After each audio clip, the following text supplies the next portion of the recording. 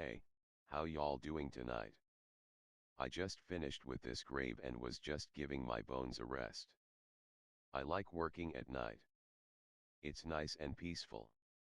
The name is MT Graves.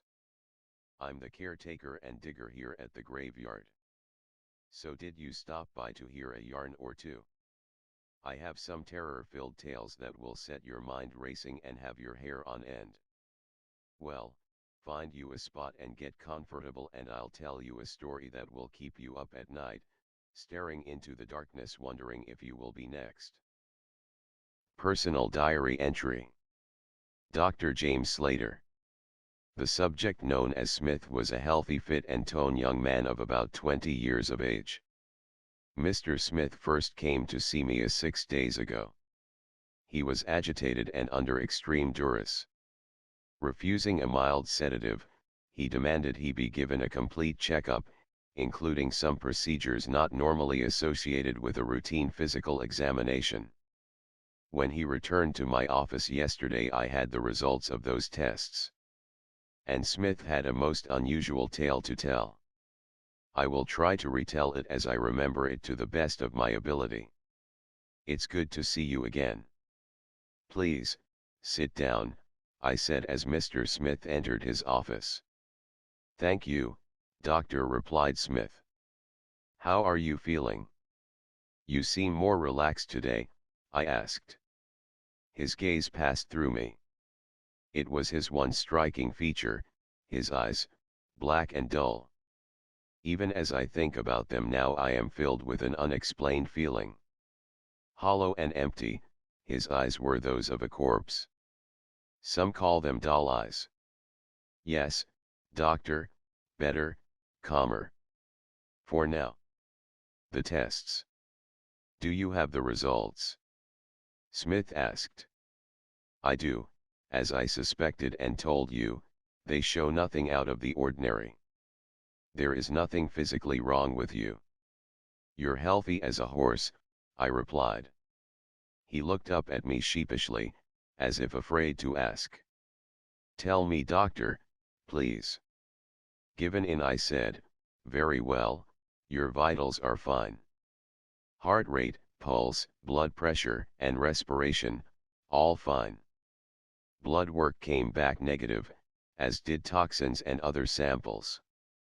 The only thing which stands out is that your vitals are slightly elevated, stronger than normal. This is certainly no cause for alarm. It just shows you exercise regularly. His voice turned anxious. Go on. I continued, your reflexes and motor skills scored better than average, eyesight is remarkable. And I have never seen muscle tissue or bone as dense as yours. And the rest? With the question, Smith once again became agitated. I was struck with the feeling he knew the results before I gave them. Well, brain activity and function did test elevated, but normal. You can rest assured you are strong, healthy. I wouldn't be surprised if you lived to be 100. With that, Smith began to fidget nervously. My words, which certainly should have assuaged any fears, seemed rather to trouble him. He looked at me intently, those dark eyes studying, piercing. Finally Smith reached into his pocket, withdrew a photograph, and presented it to me. It was the picture of a man with graying hair and other signs of aging. How old would you say he is? Smith asked. Oh, perhaps 45, I guess. It was then I realized the figure in the picture possessed the same chilling, dark, dead eyes. Is this your father, or uncle? Smith tensed in his seat. His mouth pursed, and then slightly curled in what I can only describe as a failed attempt to smile, and said, No, no, doctor. It is not. The man in the picture is me. While his words were delusional, Smith's posture remained alert, attentive.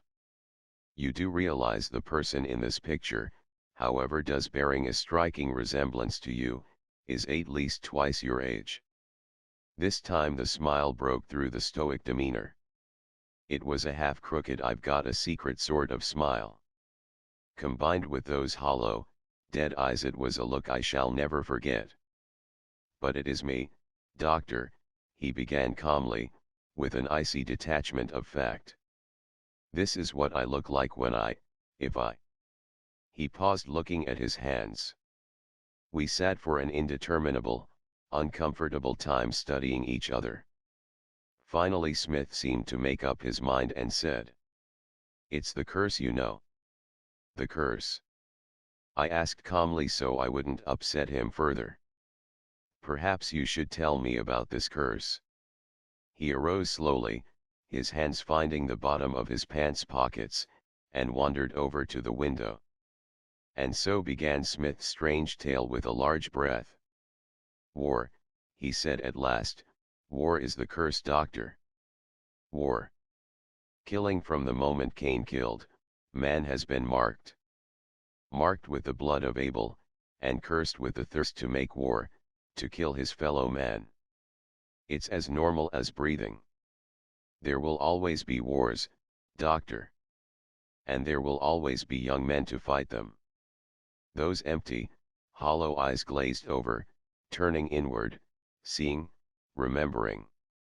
"I was a corporal in the cavalry," he continued. "We'd been engaging the enemy all day long, pointless hit-and-run skirmishes that killed and maimed men and gained nothing. Ironically, it was the day of my birthday. By late afternoon everyone was exhausted, the fighting scattered over quarter-mile of rough uneven ground. A shell landed just to my left, knocking me unconscious. When I woke, it was dark.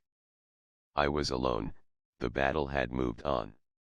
Slowly, cautiously I began to make my way through the unfamiliar enemy terrain with a half-empty canteen and my pistol. Thankfully it was a clear, cool night. I knew we held the north, so that is the way I went according to the stars. After a time, I became aware of something in the woods. It seemed to be following me, marking my progress, moving as I did. I turned. Suddenly, there was a flash of metal in the moonlight. Leveling my pistol, I fired twice. A figure stumbled from the brush and collapsed. Mr. Smith seemed to freeze, like reliving the story he was telling. With a deep breath he continued. I approached my victim. To my horror he was just a boy, 11, maybe 20 years old. And he was unarmed. Clutched in his fingers was an old crucifix.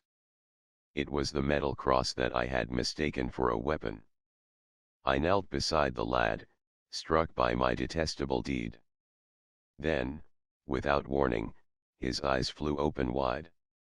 Clutching at my shirt, his mouth contorted into a soul-searing scream. He thrust the damnable silver cross into my hands. And then, beads of perspiration dotted Smith's forehead. He trembled and began to pace. Then an incredible expression, one of total and unimaginable peace, settled over him. He died quietly in my arms. It was then and there I knew I was cursed, that I would never again find peace. It became obvious to me that Smith was suffering from some sort of severe post-traumatic stress. The cause of his stress seemed obvious. It is not unusual, I suggested, for a young man as you to have lingering feelings of guilt about tragic events in their lives. Smith turned suddenly, his face now ablaze with the most insipid grin. He laughed aloud. Young man, ha. But you don't understand, doctor. I wasn't a young man. I was 35 years old. And the year was 64, 1864. I was a corporal in Hamilton PB 16th Texas Cavalry. It was the Battle of Monnett's Ferry, Louisiana, what became known as our own Civil War. He laughed again, the terrifying baying of a madman. And yet, it became evident that he believed what he was saying. Closing his eyes and looking down, Mr. Smith continued, "You said it yourself, doctor. You said you wouldn't be surprised if I lived to be 100. If only that were true. If only that was where it ended. But no, not at all. After the war I returned home. Things settled into a comfortable routine. The war was all but forgotten. Then, on my 60th birthday, it began to happen. The changes were slow, subtle. It was my wife who was the first to notice. But within 10 years it was quite obvious. I was aging, but aging backwards.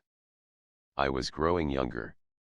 My gray hair gave way to its natural dark color and was growing again where it had stopped years before. My skin seemed to shrink, smoothing itself over my body, erasing the wrinkles of time. Old scars healed and disappeared. Even my eyes grew stronger.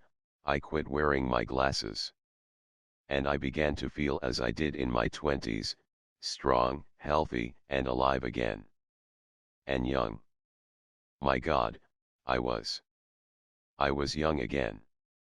A young man of 20. This time Smith's laugh was grim, bitter. Ha! Providence has its price, doctor.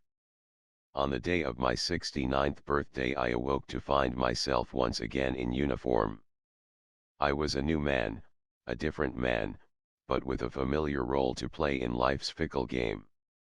All that remained of my former life was this. Reaching into his shirt, Smith tore a metal crucifix and chain from around his neck, flinging it to the floor. This cursed cross. Before I had a chance for my mind to clear of what was happening, I was charging up San Juan Hill with Teddy Roosevelt and his riders. I was 20 again, doctor. I was 20 and once again fighting a war, again slay my fellow man. Returning to the States, I tried to make some sense of this maleficent manifestation. I had a new identity, a new beginning, a fresh start at life. At first I thought myself blessed. How wrong can one person be?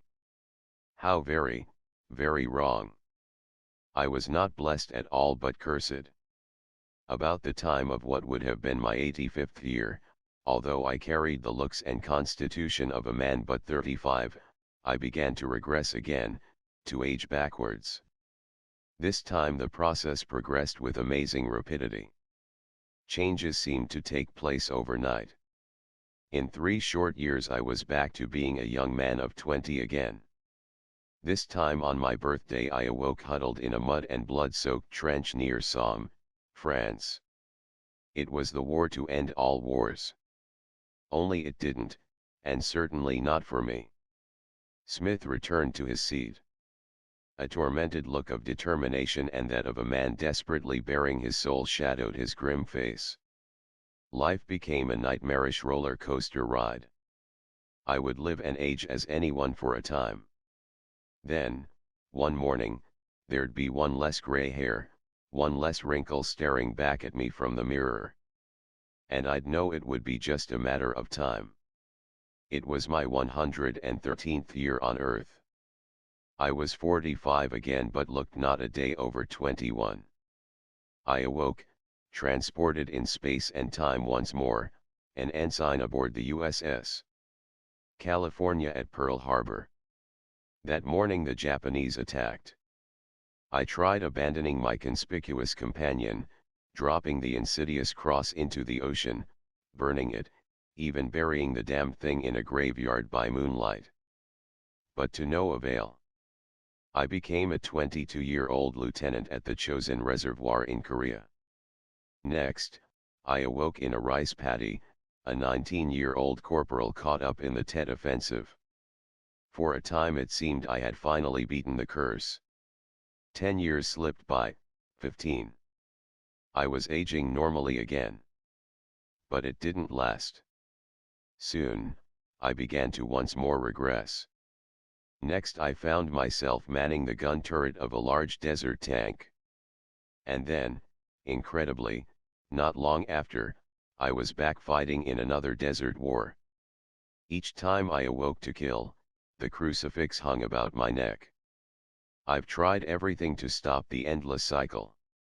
Guns, pills, drowning, trains, even jumping from a building. I just wake up the next day in another body. Even death in battle doesn't stop it. I just wake up in a new person. He slumped into his chair, exhausted from his startling confession. Burying his head in his hands, Smith began to softly weep. It was my duty to help this poor man climb from the depths of his delusional mind. I touched his shoulder. "Well," I encouraged, "whatever it is that is troubling you, I am sure we can get to the bottom of it." "No!" Smith screamed, knocking aside my hand. Looking up, his countenance became that of a man possessed. "No. You don't understand." He snatched up the photograph he'd shown me. "This picture. It is me. This is how I was not very long ago.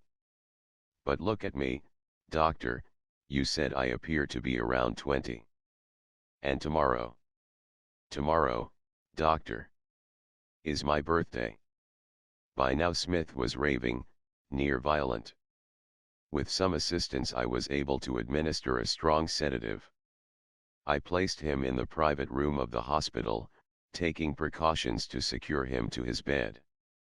The old crucifix, which appeared to be ancient, I locked in my safe. When I left, Smith was sleeping peacefully. Arriving at the hospital this morning, I discovered Smith was gone. As we searched the facility, I heard on the news that war had once again broken out. Further investigation revealed that the crucifix, too, had mysteriously vanished. Hope that didn't scare you too much. Just something to think about when you're in the dark, or when the power goes out. Well, I guess I've rested enough. I have more customers to attend to. Seems business is booming. See ya around. Eventually.